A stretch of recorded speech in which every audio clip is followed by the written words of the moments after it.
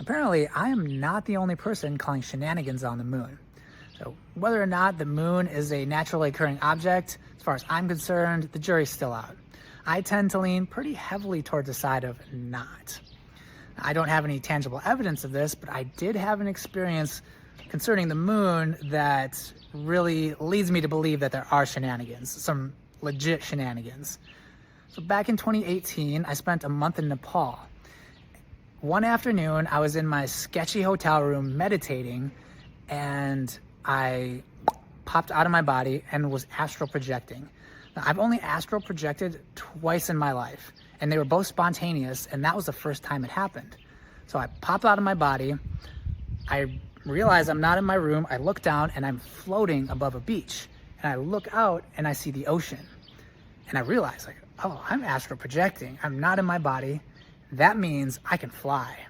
So immediately I just shoot out forwards and fly over the ocean, flying over the ocean, going as fast as I can. And then all of a sudden, whoosh, I shot up and went straight up into the sky, out of the Earth's atmosphere, past the moon, around to the backside of the moon, and then down and down and down towards this mound that was on the ground. And I went into the mound and found myself in a military base, a base of some sort. I presume it was military.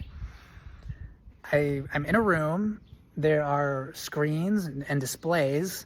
There are control panels. It's not a very big room, and a couple of seats. And I felt like I was all alone.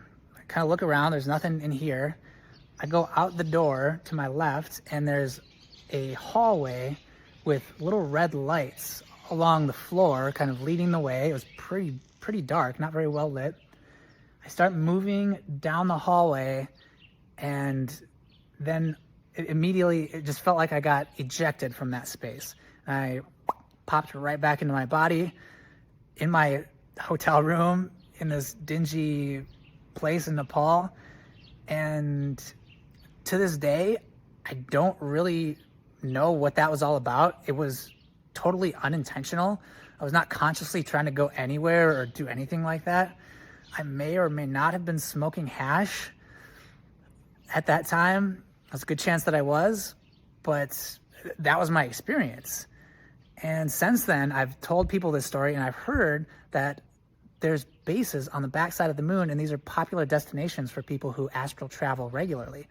So I'm wondering if anybody else has had a similar experience, or if you have any details about one of these buildings or military bases on the backside of the moon.